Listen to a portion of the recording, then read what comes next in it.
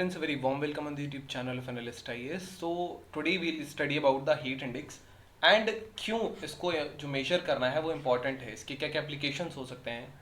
We'll see why news heat index क्या है and क्यों इंपॉर्टेंट है हीट इंडेक्स को मेजर करना, हीट वेव किसे कहा जाता है. Then we'll be discussing our today's prelims and the mains practice question. So let's start. Why news. Recently अगस्त में ईरान जो है, ईरान में बहुत हाई टेम्परेचर देखे गए थे. That was around 70 degree Celsius in the coastal regions. So जो इतना हाई टेम्परेचर है ये सर्वाइवल बहुत डिफिकल्ट कर देता है ह्यूमन के लिए और बाकी लाइफ के लिए भी. सो जो एक्सट्रीम हीट इवेंट है ये आइसोलेटेड इंसिडेंट नहीं है कि ये केवल ईरान में हुआ है. जुलाई में जो पर्शियन गल्फ एयरपोर्ट था वहाँ 66.7 डिग्री सेल्सियस तक टेम्परेचर राइज कर गया था, जो एक रिकरिंग पैटर्न दिखाता है सीवियर हीट वेव्स का रीजन में. यूरोप में भी आप हीट वेव्स के बारे में सुन सकते हैं. So what is a heat dome formation Europe पे हो रहा है. So what is this heat index. Heat index एक इसको अपेरेंट टेम्परेचर कहा जाता है. ये एक मेजर है कि कैसे टेम्परेचर फील होता है ह्यूमंस को. जो रिलेटिव ह्यूमिडिटी है ये एक इंपॉर्टेंट फैक्टर होता है जो डिटरमाइन करता है किसी भी हीट इंडेक्स को along with the air temperature of that region. ये बेसिकली ह्यूमिडिटी का क्या इम्पैक्ट पड़ेगा हाई टेम्परेचर्स पर, इसको स्टडी करने में, इसको अंडरस्टैंड करने में हेल्प कर देता है और कैसे कंट्रीब्यूट करेगा ह्यूमंस पर जैसे हॉट वेदर राइज करेगा. 2024 में भारत ने शेड्यूल किया वो एक अपनी खुद की हीट इंडेक्स लॉन्च करेगा. That would be to quantify the impact of heat on the population. So एक basically impact based heat wave alerts ताकि स्पेसिफिक लोकेशंस के लिए जनरेट किया जा सके. नाउ बहुत सारी कंट्रीज है जिनकी खुद की हीट इंडेक्स मेजरमेंट्स होते हैं. सो इंस्टेंस के लिए कनाडा में बेसिकली ह्यूमिडेक्स यूज होता है. यूएस नेशनल वेदर सर्विसेज का अपनी एक इंडेक्स चार्ट है. सो इंडिया के भी 2024 तक एक अपना हीट इंडेक्स का चार्ट होगा. जो हीट इंडेक्स की वैल्यू है 67 डिग्रीज या इससे ज़्यादा की, बहुत ज़्यादा एक्सट्रीमली डेंजरस होते हैं. So from here this is in the Fahrenheit.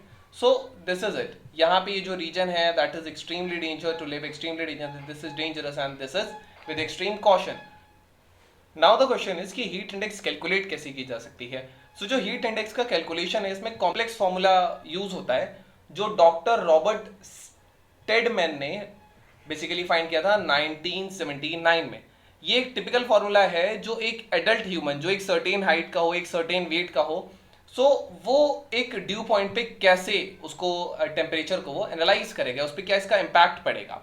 So due point क्या है. ड्यू पॉइंट एक टेम्परेचर होता है जहां पे जो एयर है वो जितनी उसकी मैक्सिमम कैपेसिटी होती है वो उतना वाटर होल्ड कर लेती है. मतलब वो उससे ज्यादा वाटर वेपर जो है उसको वो एक्सेप्ट और नहीं कर सकती. तो ये जो सेचुरेटिंग पॉइंट होता है उस एयर का that is the dew point.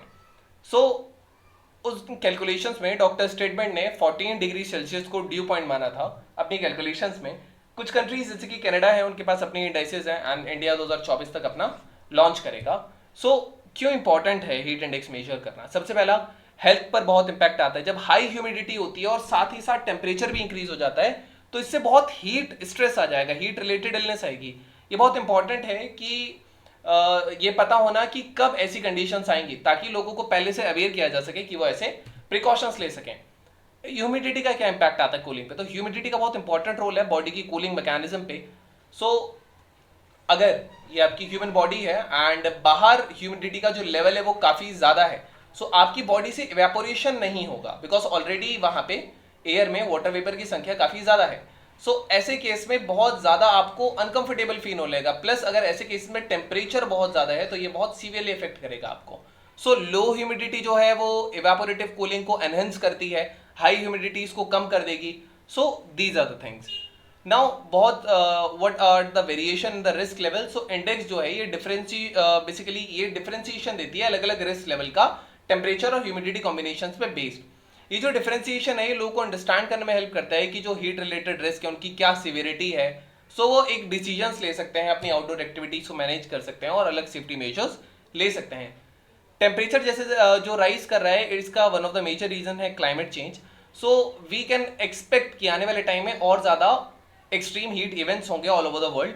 So heat index को मॉनिटर करना लोगों को प्रिपेयर करेगा, अडेप्ट करेगा कि वो स्ट्रैटेजीज इंप्लीमेंट कर सकें, अर्ली वार्निंग सिस्टम्स बना सकेंगे, वर्क शेड्यूल्स एडजस्ट कर पाएंगे अगर ज्यादा हुआ तो. So these are the things which can be done after knowing it. What is a heat wave.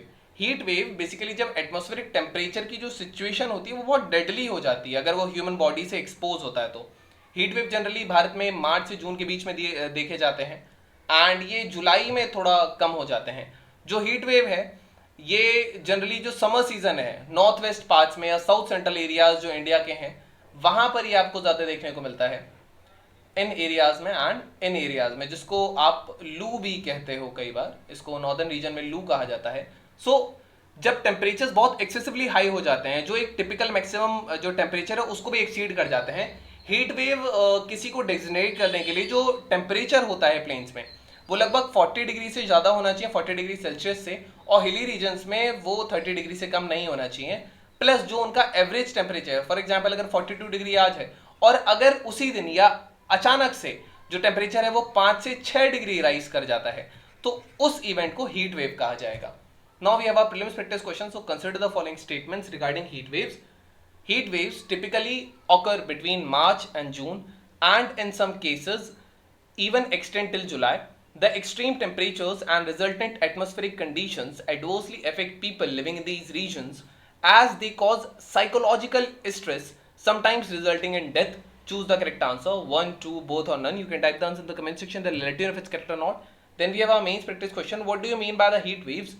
Discuss the reasons and impact of rising frequency and intensity of heat waves across India. Also suggest some measures to mitigate its effects. So this was all about today's video and session. I hope you understood it well. Thank you. Have a nice day and stay tuned with the Analyst IAS for your better preparation.